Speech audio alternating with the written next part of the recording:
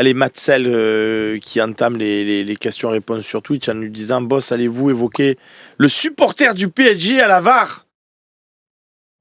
Au fait, merci pour la pub pour les poêles au bun de chez Innovalp. Mon boss qui est parisien a halluciné. Eh ben, c'est parce qu'il est parisien qu'il a halluciné. Romain, est-ce que tu peux expliquer pour les copains sur YouTube et Twitch qui n'ont pas suivi ce dossier? Il suffisait de lire l'article sur le Phocéen, mais bon. Il y a une personne qui travaille à la VAR qui, sur ses comptes réseaux sociaux privés, a affiché son attachement au Paris Saint-Germain. Et donc, du coup, on se dit, il bosse à la VAR. Donc, du coup, il a bossé sur des matchs où il y a eu des décisions défavorables pour l'OM. En même temps, je comprends l'indignation, on va dire, et de se dire comment on a pu mettre, alors qu'on doit être neutre et autres. Après, j'ai du mal à... On parle quand même d'un emploi. Un mec, là, aujourd'hui, parmi ceux qui nous suivent, il y a des gens qui ont un métier, et si on révèle leur opinion personnelle comme ça devant la machine à café de leur entreprise, tu vois, je suis pour. Là, je suis pas super fan, on va dire, du procédé. Tu vois. Je sais pas ce que tu en penses, mais... Tu me poses beaucoup de ces questions ce soir, Max. Tu en penses quoi, toi? Ouais, moi je trouve que c'est quand même choquant. Je trouve que c'est quand même choquant et en même temps, je rejoins un peu Romain sur ça, mais c'est pareil pour les arbitres. Hein. Je vais t'expliquer. Tu es d'accord, Romain, quand même, pour dire que, alors, c'est pas la même chose, mais quand tu es de la ligue de tel truc, tu n'as pas le droit d'arbitrer tel match. Donc, moi, ça me gêne un petit peu quand même qu'un gars puisse, entre guillemets, te carrer, parce que c'est vrai que en fait, ça serait pas choquant si quand tu prends l'ensemble des matchs où il a été à la VAR, il y ait autant de faits qui nous soient défavorables. Une fois que tu as fait la liste et que tu dis ah ouais, à chaque fois qu'il y était, tu as eu tous les matchs où on a été carré, ben, tu te poses des questions et ça devient choquant. Ouais. Je te pose des questions, mais après, est-ce que c'est lui qui prend les décisions? Moi, c'est parce que j'ai plus l'impression que c'est. Non, mais quand tu appelles, ça, alors, Johan, c'est si pas lui qui appelle. Et que moi je suis là et que ouais, mais c'est pas lui qui appelle. Ouais. Au final, c'est pas lui qui appelle, c'est Stéphanie Frappard. Parce que c'est toujours elle qui appelle. Donc, comment ça, c'est toujours elle qui appelle? C'est pas toujours elle qui a la VAR. C'est une boutade. Mais ce que je veux te dire, c'est qu'il y a deux opérateurs régie qui s'occupent des caméras. Donc, ils vont trouver les bons angles pour les arbitres. Mais la personne qui contacte l'arbitre central, c'est l'arbitre VAR.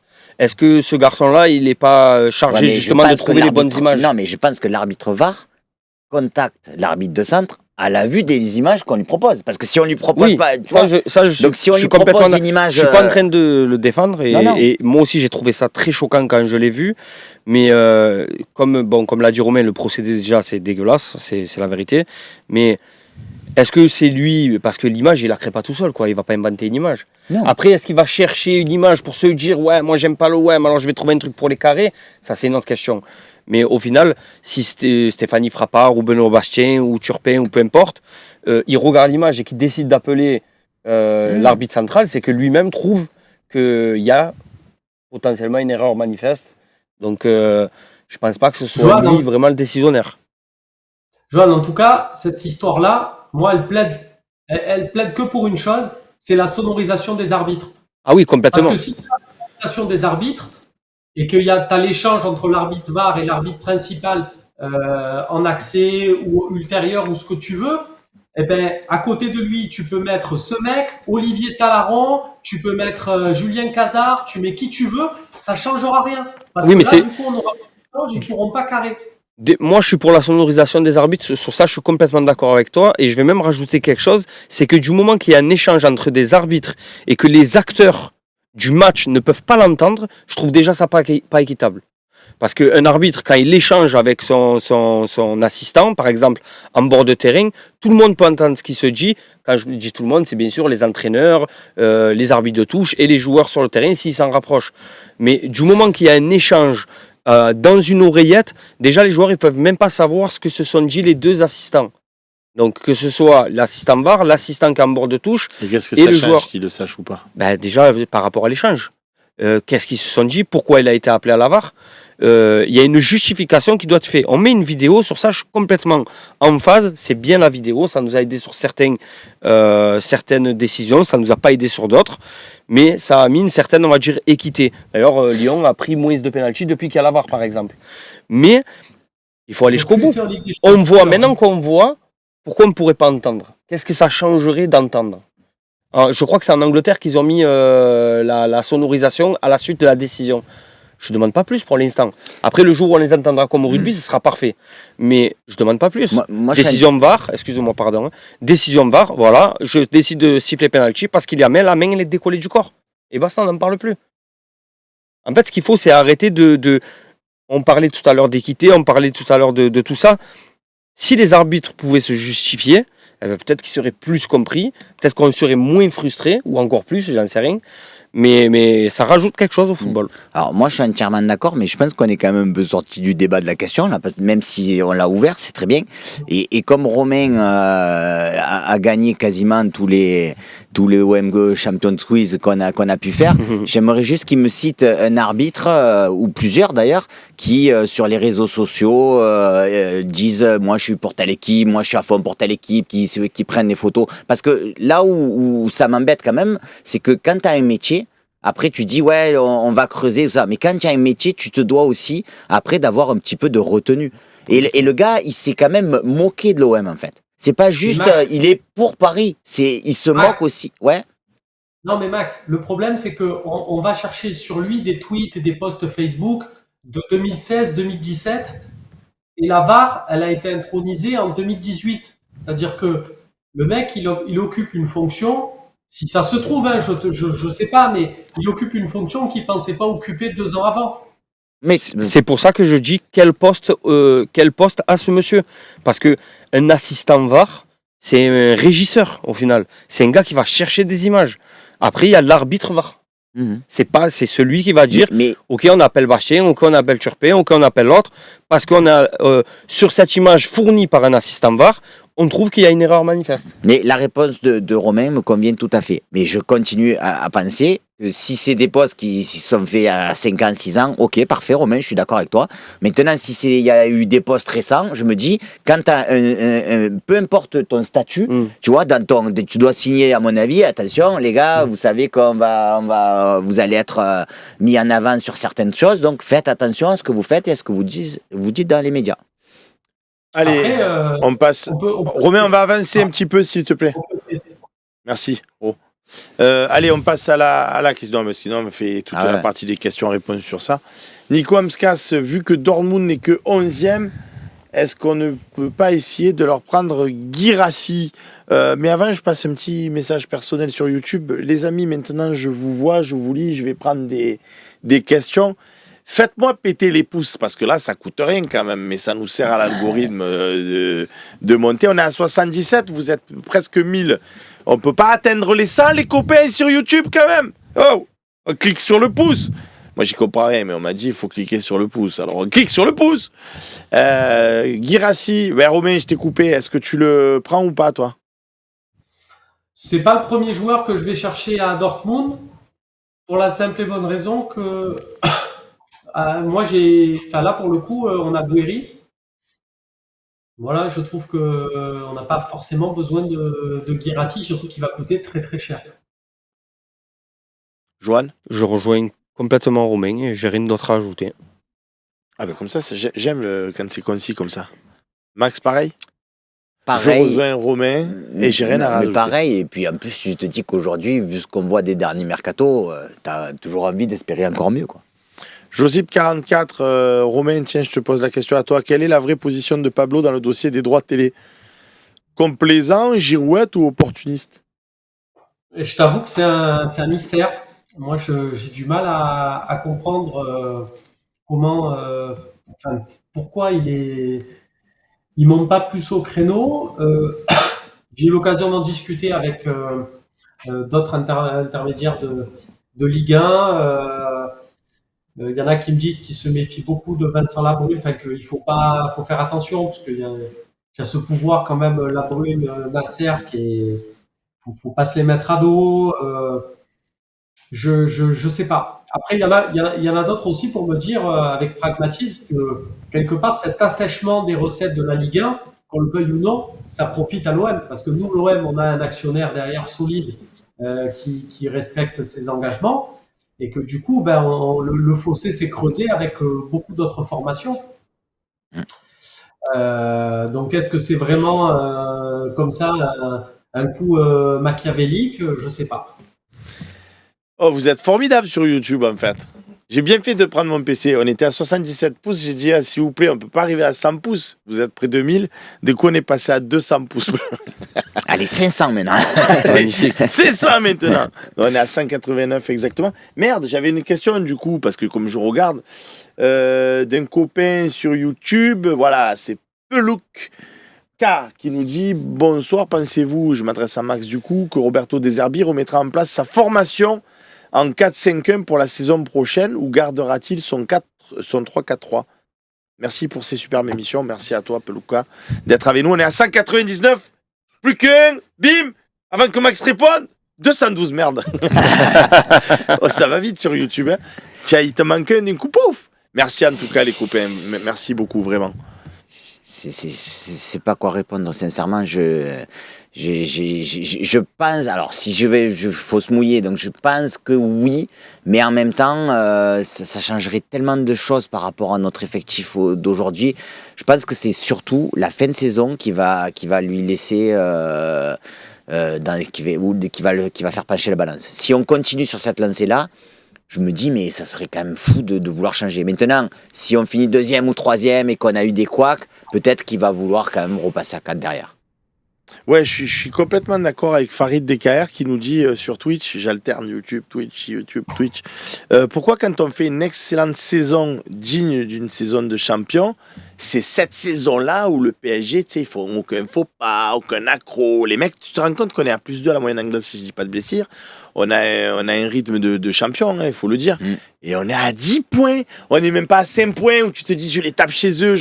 À 10 points, quoi. Johan, à 10 points, quoi. Qatar Saint-Germain, tout simplement. Le problème, c'est qu'ils sont dans un autre championnat. C'est pas le même que le nôtre. C'est même plus un concurrent pour moi. Le Paris Saint-Germain, c'est même plus un rival. Tant qu'on n'aura pas les moyens financiers pour aller rivaliser avec le Qatar, parce que c'est même plus Paris en fait. Moi, c'est le débat que j'ai. J'ai énormément d'amis sur Paris qui sont fans du PSG, et c'est même eux qui me le disent en fait. Qui me disent, on espère un jour que l'OM soit à ce niveau-là pour que on ait un Real Barça bis, quoi. Parce qu'en Espagne, c'est un peu ce qui se passe. Il y a un Atlético Madrid qui tient un peu la baraque aussi, mais c'est Real Barça, quoi, au final. Et mais tu sais que ce que tu dis, c'est réel, quoi. Moi, j'ai des potes qui sont supporters du PSG. Et pendant des années, notre délire, c'était de s'appeler, de dire on va vous taper ce week-end, que ce soit à Paris ou au Vélodrome, d'ailleurs. Et après, la on s'appelait, alors, tu as pris une branlée ou quoi, dans un sens comme dans l'autre. Mais c'était du sport. Là, c'est même plus drôle. Romain, c'est même plus drôle. De quoi ? Vous avez peut-être les mêmes amis ? C'est possible, hein. Bon, je suis pas sûr, mais c'est possible. Non, mais c'est réel. Au final, c'est réel. Enfin, je veux dire, pour moi, le championnat, ça commence à la 2e et ça finit à la 18e, parce que le reste... Puis bon, quand Romain, à la fin de saison, il sortira son carnet magique et qui nous dira combien on aurait dû avoir 2 points en plus aussi, parce que ça pourrait changer pas mal de choses cette saison quand même. Oui, bien sûr. Hein. Tu fais pas match nul. C'est des erreurs, c'est des matchs où on gagne quand même. Donc je te donnerai pas des points en plus. Contre Lille, on a gagné ? Contre Lille, non, forcément, pas à chaque fois. Mais contre Lyon, on a gagné. Sortir, et donc, 4 points, tu pourrais presque les avoir cette année. Il y a Christophe Aguilar. Pardon. Les gars, juste un petit truc là-dessus, parce qu'on est là à se dire, c'est l'année où Paris, ils sont super forts, que nous, ça tourne bien. Il y a peut-être une explication rationnelle aussi là-dessus. C'est que les années où Paris a perdu beaucoup plus de points, parce que le Qatar, ils ne sont pas arrivés il y a 2 ans, ils sont arrivés en 2011. Les années où Paris a perdu plus de points, c'est des années peut-être où le championnat était plus homogène Et là, c'est vrai qu'on assiste depuis 2-3 ans à un championnat de vitesse avec des équipes du bas vraiment nulles. Avant, il y avait vraiment des équipes qui accrochaient quand même un peu plus que ça, les équipes du haut de tableau. Et c'est vrai que sur ces dernières années, ça a bien changé. Il y a Christophe Aguilar qui nous dit: salut les gars, j'ai une question sur YouTube. Rabiot sera-t-il plus bas sur le terrain l'année prochaine, Max? Pareil, ça dépendra du système, effectivement. Ça dépendra de son club. Exact. Arrête avec ça, putain, ça rend fou. J'allais le dire. Mais toi, c'est pas grave. Romain, c'est grave.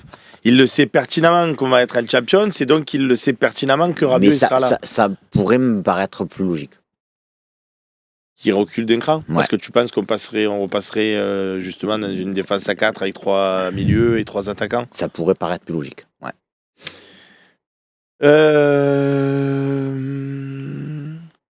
Sadio Mané, Romain, au prochain mercato, Écureuil 13600 sur Twitch, tu nous dis ça. Ah, ça serait bien ça quand même. Hein. Ça serait bien, tu y crois toujours? Ben, j'y crois. Je vais pas vous vendre du rêve comme certains, vous disant que j'ai des infos, machin, tout ça. Je me continue d'envoyer des petits messages à des gens qui le connaissent de près ou de loin en disant vraiment l'OM c'est bien. Après, est-ce que ça... Mes messages c'est bien, une proposition concrète, je pense que ça l'intéresse un peu plus. YouTube, on est 272 pouces bleus. Est-ce qu'on arrive au cap des 300? En plus, c'est le film, tu sais, les 300, on est seul contre tous et tout. Allez, ceux qui n'ont pas mis le pouce bleu, le pouce bleu. Ah putain de merde. Julien Tinirello qui nous dit: bonsoir le Phocéen, pensez-vous que le Déshermibol sera d'autant plus efficace la saison prochaine en Coupe d'Europe, décidément je fatigue, contre des adversaires moins frileux, Complètement. dans des matchs plus ouverts qu'en Ligue 1? Je pense aussi, ouais. Moins frileux. Parce qu'on l'a vu après cette année, le premier match de la saison, les autres se sont livrés, se disaient allez on y va, et on les a bien punis quoi. Et même si les équipes en Champions préparent tous leurs matchs de manière très minutieuse ou quoi, je pense aussi que ça sera pas... Là, la Ligue 1 maintenant, voilà, ils se sont donné le mot quoi. Ils iront à tous les matchs au fur et à mesure des semaines, et ils se disent bon ben c'est bon, il faut qu'on fasse ça. Bon, en Champions, tu peux te dire qu'à la fois les équipes ont un peu plus d'ambition et ils ont pas vu l'OM contre des grosses équipes, donc ils savent pas ce que ça va donner réellement. Donc bon, je pense qu'effectivement ça peut être inefficace. Mais c'est vrai qu'on a ce sentiment, hein, comme Max le disait tout à l'heure, on a vraiment ce sentiment que on fait de nouveau un petit peu peur en Ligue 1. Ah oui, complètement. Ça n'a rien à Les voir. mecs qui viennent au Vélodrome, là, ils sont là, ils se disent bon, et même quand ils nous reçoivent d'ailleurs. C'est pas le même effectif, c'est pas la même qualité technique, c'est pas la même qualité tactique, c'est pas le même QI football. Donc oui, c'est sûr qu'on me fait plus peur. Après, pour répondre à la question du copain, je crois que c'était sur YouTube, un peu de oui, un peu de non. Parce qu'avec ce nouveau format de la Ligue des Champions, on va affronter 2 équipes du chapeau 4, 2 équipes du chapeau 3, 2 équipes du chapeau 2, etc. Je pense pas qu'on va rouler sur Manchester City, par exemple. Qui va être beaucoup plus prêt à ce format de Zerbi, de ressortir de derrière, passer par l'axe, etc. Mais on aura peut-être beaucoup plus de chances de se qualifier et de passer peut-être en barrage ou en 8e de finale. Il y a Max, c'est pas Max comme toi, c'est Max, qui nous dit: la finale pour la 2e place se tiendra-t-elle lors du choc Monaco-OM de la 29e journée, ou pensez-vous que le trou sera fait avant? Non, je pense pas que ce soit à ce moment-là, parce que je vois plus Nice venir nous chercher que Monaco. J'ai l'impression que Monaco, depuis qu'ils ont dit qu'ils craignaient personne, ils sont un peu sur le déclin. Et ça sera un match qui va nous permettre de savoir si on finira dans les 3 premiers, je pense, ça oui. Mais ce ne sera pas la finale de la 2e place. Je vois plus Nice nous embêter que Monaco. Moi, je pense que le trou sera peut-être fait avant aussi. Scoblas, tu préfères gagner contre Auxerre et Lens et perdre à Paris, ou perdre contre Auxerre et Lens mais gagner à Paris? Il n'y a même pas photo. Là. Ah ouais? Ouais. Toi, tu veux gagner les 2 matchs? Ouais. Ah bah oui. Moi, j'aimerais gagner Bah, à tu perds que Auxerre. 3 points dans la bataille, mais tu as tapé Paris. Ah ouais, mais non, mais que 3 points. Et Mais tu en as 6 d'avance sur les autres. Eh ben, Il a dit, c'était quoi le non, mais combo tu perds pas que 3 points. Tu en perds 6. en perds 6. C'est-à-dire que du coup, tu peux Tu te perds Lens et retrouver Auxerre. 4e presque. Mais tu plaisantes ou quoi? C'est quoi J'ai C'est quoi pas le combo compris qu'il dans a les dit mathématiques. Si tu gagnes contre Auxerre et Lens et tu perds à Paris Ouais. sur 9 matchs, 9 points possibles, t'en as fait 6. Ouais. Ouais, Si tu gagnes contre Paris et que tu perds, t'en as fait 3. ouais. Le delta, c'est 6. D'accord. C'est Et si 3. les autres, Ah oui, et si oui, Monaco et Nice, ils ont fait 9, d'accord. Oui, mais sur les 3 matchs. Et Sur si les toi, 3 t'as matchs. gagné 6, eh ben, Oui, mais- tu en as perdu 3 sur leurs 9 et là, t'en as perdu 6. Voilà. Donc Ben ça voilà. veut dire que combien t'as de points d'avance sur Monaco et Nice? Sur 9 points, Mais tu as on perdu 6. serait à égalité, mais tu aurais une victoire de prestige. Ah Ouais. Là, je m'en fous de la victoire. Je m'en fous de la victoire de prestige. Moi, je veux gagner à Auxerre. Je vais faire peut-être match nul contre Lens. Parce Bon, qu'on bon, va être. laissez Et parler après, on Romain. gagne à Paris. Ça va. Laissez parler Romain. Moi, je vise la victoire à Paris. Mais c'est pas vrai. Me régale, Romain. Attends, je veux savoir parce que ça, je suis curieux de ça. Mais c'est pas vrai. Non, mais tu Vous es pas sérieux. préférez Tu gagner es à pas sérieux, Paris Romain. et perdre Lens et Auxerre ou vous préférez gagner Lens et Auxerre et perdre à Paris? Pas réponse. Loïc, je te redonne du travail. YouTube, vous êtes formidable. On est à 335 likes. Non. On Ah, était Max. parti de 77 quand même. Je t'ai dit, moi, je Max, gagne à je Auxerre. t'explique Je fais pourquoi. nul contre Mais Lens. non, Je mais, gagne mais pas. alors, ton explication, va falloir qu'elle soit bonne. Mais il y en a Non, entre temps, hein.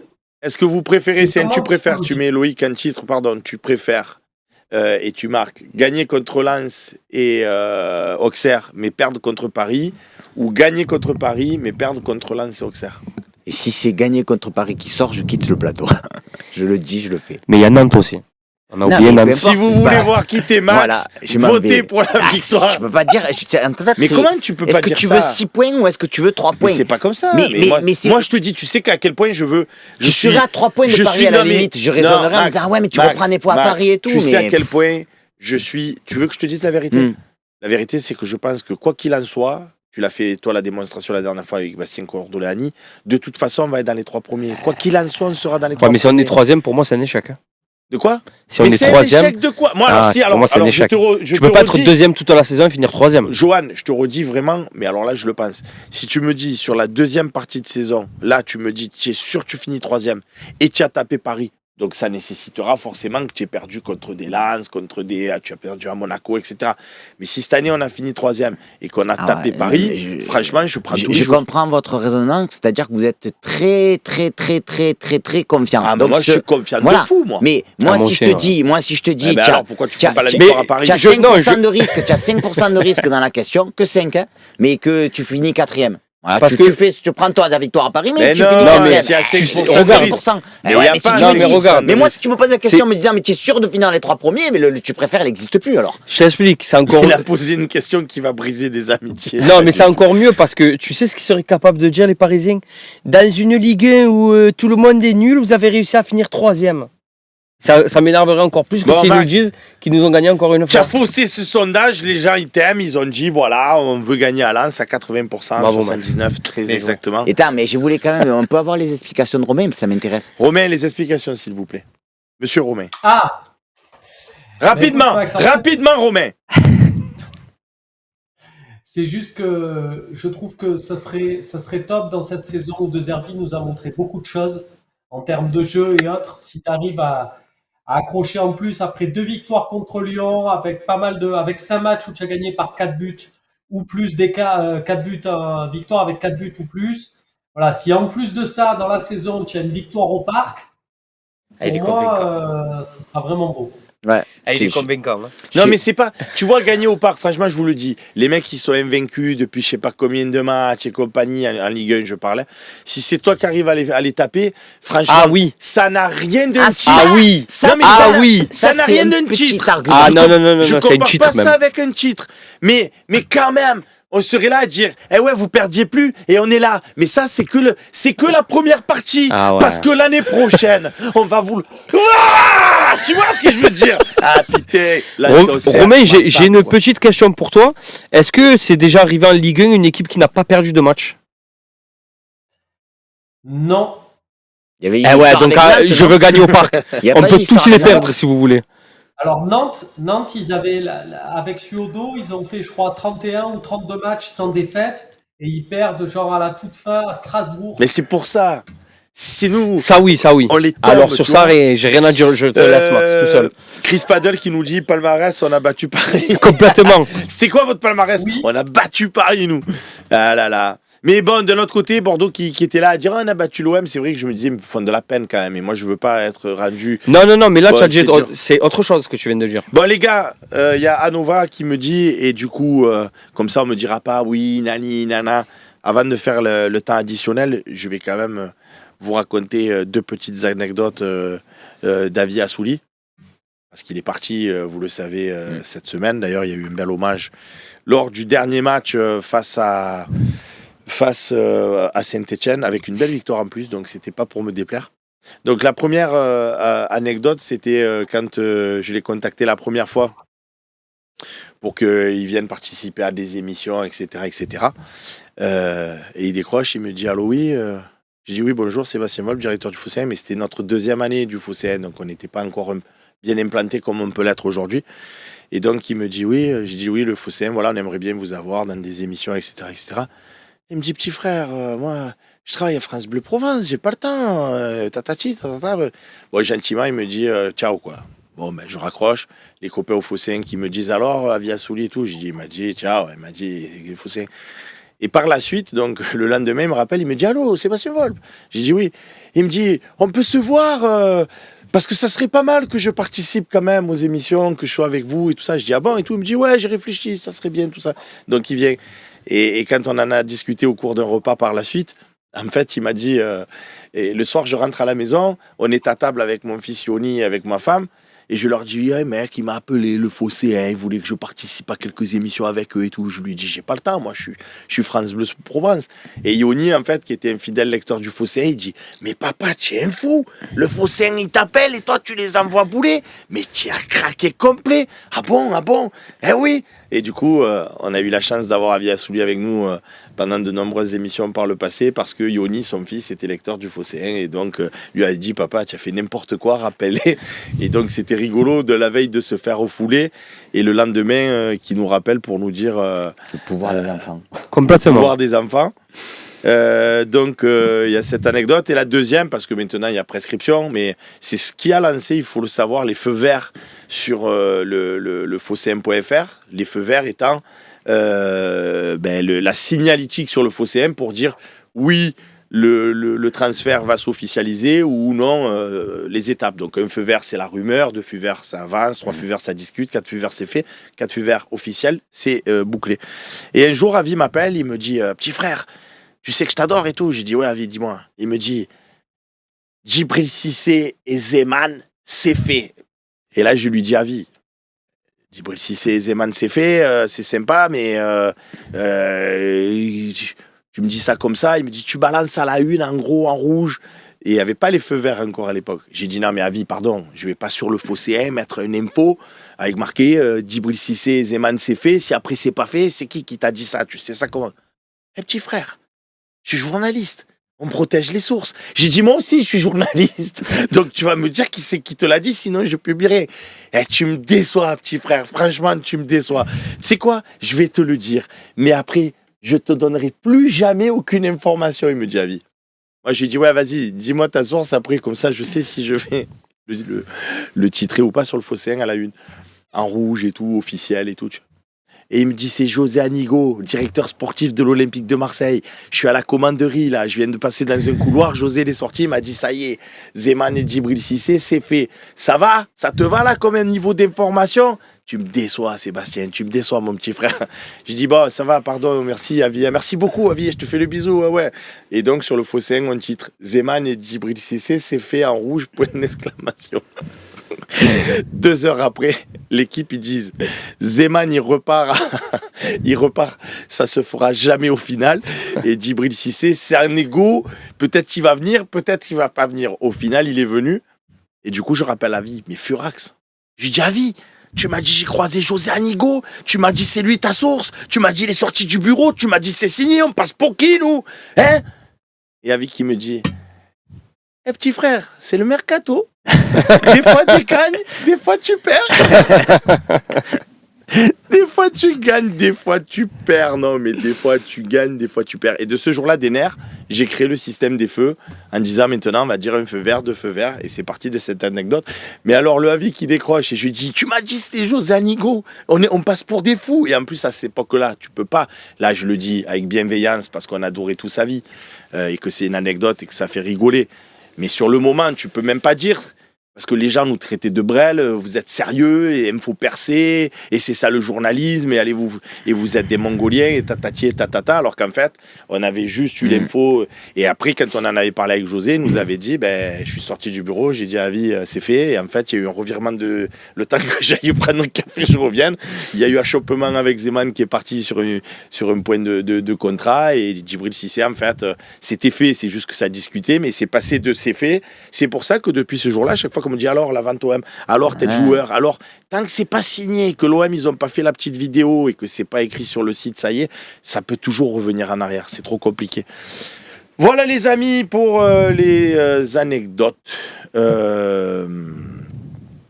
Dis surtout Ouais. dis surtout que quand on avait l'info pour le transfert, quand vous aviez, j'étais pas encore dans vos équipes, mais quand vous aviez l'info du transfert de Gignac à l'OM, parce que c'est le Phocéen qui avait en premier l'info de Gignac, il y avait eu une dépêche où il y avait marqué Gignac à l'OM c'est fait, mais en mercato on sait pas répondre, une situation, donc voilà, attention. Mais sinon, si c'est fait, c'est nous. Écoute l'enfant divin, Gallardo, l'anecdote sur Gallardo, je vous la dirai dans 10 ans ou 20 ans. J'attends qu'il y ait prescription, et quand il y a prescription, je vous raconterai l'anecdote. Voilà. Donc bon. dans plus de temps encore alors. Et De Zerbi et Rabiot, c'est fait, Seb. Là, c'est fait, Amine Afrit, c'est fait. Les amis, on se laisse. Si vous êtes abonnés, restez. On va vous faire un petit bonus de quelques minutes parce que c'est déjà 19h24. Quant aux autres, mais bon, je tenais quand même à la fin de cette émission à rendre hommage à Avi Assouli qui nous a beaucoup aidé au début du Phocéen, et je pense que c'était important de le faire. Merci pour votre fidélité. À tout de suite si vous êtes abonnés, et gros bisous à tout le monde et à bientôt sur le Phocéen. Bye bye.